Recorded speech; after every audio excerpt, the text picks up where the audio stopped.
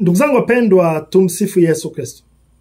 Basi ninayo furaha kubwa kualika siku ya leo katika tafakari yetu ya neno la Mungu, leo ikiwa ni siku ya 12 ya mafungo yetu ya Kwaresma. Tuna mafungo ya siku 40. Kwa hiyo ninakualika tuendelee kufuatana kwa pamoja, tutembee kwa pamoja, tutafakari kwa pamoja katika kipindi hiki cha Kwaresma. Sasa kuna watu wawili watatu wameniomba nizungumze juu ya matendo ya huruma katika kipindi hiki cha Kwaresma. Wanataka kufahamu hayo yakoje.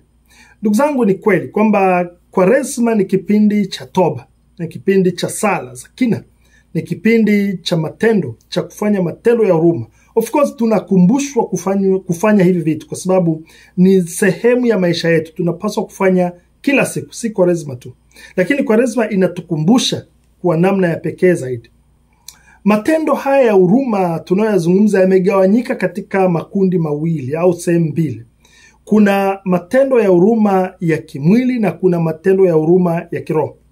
Sasa matendo haya yote yanatuunganisha na Kristo kwa njia ya upendo wa dhati kabisa kwa Mungu, lakini pia na kwa wengine. Huwa naguswa na ninapenda sana maneno ya Mama Teresa wa Calcutta, Mtakatifu Teresa wa Calcutta. Anasema kwamba si kila mtu anaweza kufanya mambo makubwa sana, lakini kila mtu anaweza kufanya mambo madogo madogo kwa upendo mkubwa sana, kwa upendo mkubwa sana. Sasa kipindi hiki cha Kwaresma tunaitwa kujitoa sadaka kwa ajili ya wengine. Ni kipindi cha kujitathmini na kujiuliza, je, hivi tunawajali maskini? Hivi je, ninawajali wagonjwa au tunawajali wenye shida? Ni kipindi cha kujitafakari, je, tunawafariji wale wanaohitaji upendo wetu na msaada wetu? Tunapatikana kwanza kwa ajili yao? Kama nilivyosema jana kwamba kufunga sio tu kujinyima chakula, bali pia ni kujitoa kwa ajili ya wengine.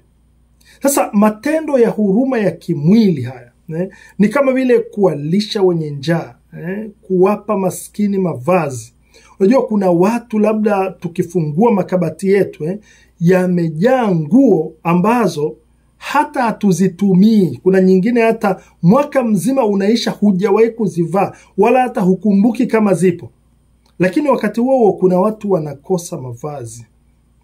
Matendo ya huruma ya kimwili mengine pia ni kuwahudumia wagonjwa, kuwakaribisha wahitaji.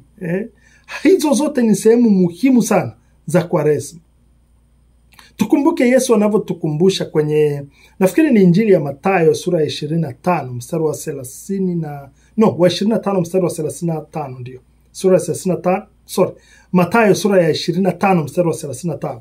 Yesu anatukumbusha kwamba kwa maana nalikuwa na njaa, mkanipa chakula, right? Nalikuwa na kiwe, mkanipa kinywaji, nalikuwa mgeni, mkanikaribisha. Unajua kipindi cha Kwaresma, ndugu zangu, kinatualika kutafakari kuwa badala ya kufunga tu na kujinyima vyakula fulani fulani, tunapaswa pia kufunga ubinafsi. Tufunge ubinafsi wetu ili tufungue sasa mioyo yetu kwa ajili ya kuwasaidia wengine, kufanya matendo haya ya huruma. Kwa hiyo pia matendo ya huruma pia yapo ya kiroho ambayo tunapaswa kuyazingatia sana wakati huu wa Kwaresma. Sasa haya matendo ya huruma ya kiroho ni pamoja na kuwasamehe kwa mfano waliotukosea, kuwaombea waliopotea kiimani, sio kushindana nao lakini kuwaombea, kuwafariji wenye huzuni, kuwashauri waliokosea kwa upendo na kuwarudisha kwa upendo. Unajua Mtakatifu Yohane Paulo wa pili alizungumza akasema kwamba huruma ni jina la pili la upendo. Huruma ni jina la pili la upendo. Kwa hiyo katika safari yetu hii ya Kwaresma, ndugu zangu, Kwaresma itusaidie kujitathmini zaidi. Je, tunasamehe au tunashikilia chuki? Tunawatia wengine moyo au tunawakatisha tamaa moja kwa moja?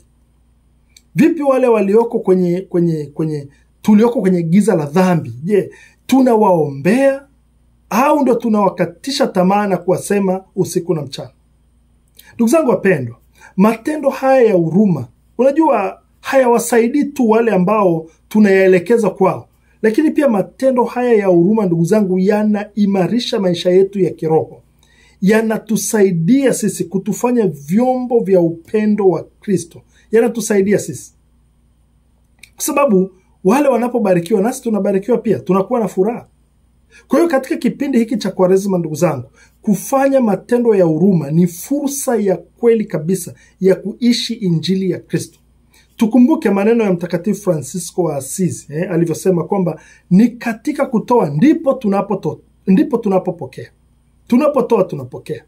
Kwa hiyo basi, Mtakatifu Francisco wa Asizi anatukumbusha leo kwamba tufunge ubinafsi wetu, tufunge uchoyo, kisha tufungue mioyo yetu kwa ajili ya upendo, kwa ajili ya ukarimu, kwa ajili ya huruma. Badala ya kufunga chakula pekee, tufunge pia tabia zinazotufanya tusione mahitaji ya wengine. Yani tufunge zile tabia ambazo zinatufanya tujiangalie tu sisi, tusione mahitaji ya wengine. Kwa hiyo kama tutatumia kipindi hiki, ndugu zangu, kuwasaidia maskini, tukawasaidia wagonjwa, tukawasaidia wale wanaohitaji upendo, basi Kwaresma yetu itakuwa na maana sana. Na hii ndio sadaka inayompendeza Mungu. Hii ndio sadaka halisi. Unajua, sadaka halisi sio sadaka, haipo kwenye tumbo, bali ipo katika moyo uliojaa upendo. Upendo kwa Mungu, lakini upendo kwa wengine.